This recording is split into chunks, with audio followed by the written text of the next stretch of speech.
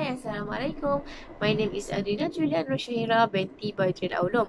I am from EE1123BA. So today my friend and I will present about mobile and cellular communication. We are from group 3 and this topic is already separate into which is introduction and concept of a cellular, and the second one is types of physical size of cell. So I will present about introduction and concept of a cellular, and my friend will present about types of physical size of cell. So we move to the introduction to cellular telephone. The key principle of cellular telephone or cellular radio is determined by subdividing a relatively large geographic market area called coverage zone into small section called cell. It uses the concept of frequency reuse to increase the capacity of a mobile telephone channel.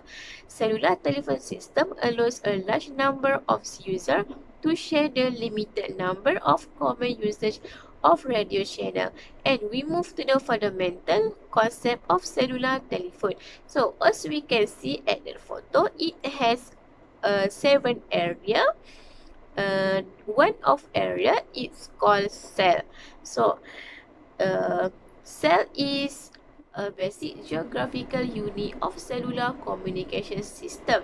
Each coverage zone is further subdivided into hexagonal shaped cells that fit together to form a honeycomb pattern. So, as we can see, we already used hexagon shape. Why we not use another shape like a circle, rectangle, and triangle? So, we cannot use circle because the area between two circles not get covered by the basic station, so communication fail. And why we not use rectangle and triangle? It is because the hexagon area is higher than rectangle and triangle shape. And then, so as we can see, this is a cell.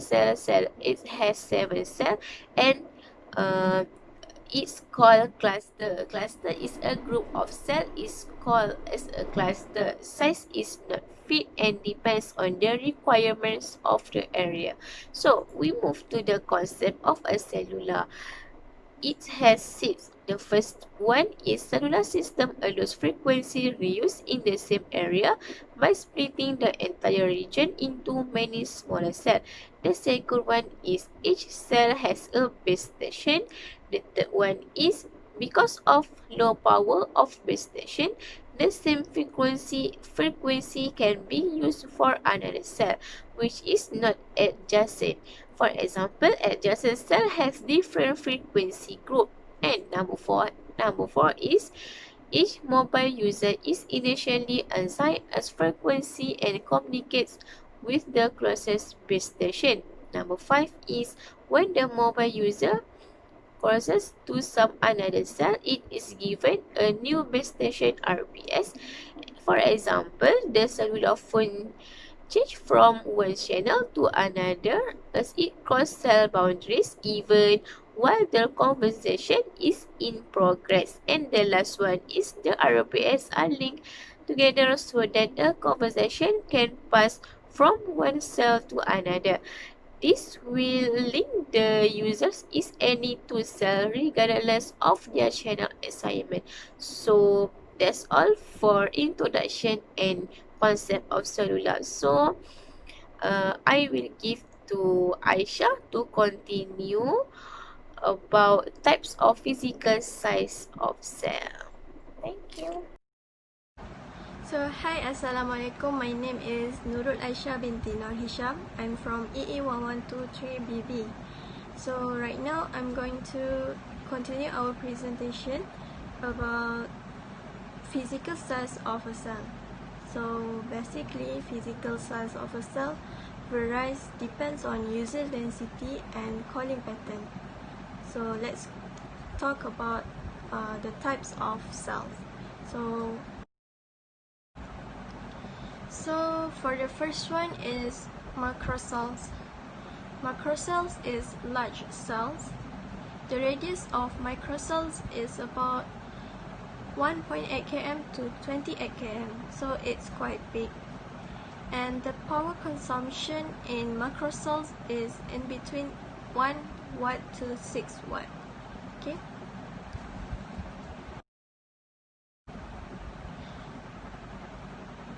Okay, so let's move on to microcells. Microcells is the small cells. The radius of microcells is less than 450 meters only. It's smaller than macrocells. So the power consumption in microcells is like 0.1 watt to 1 watt only. So it's less than macrocells.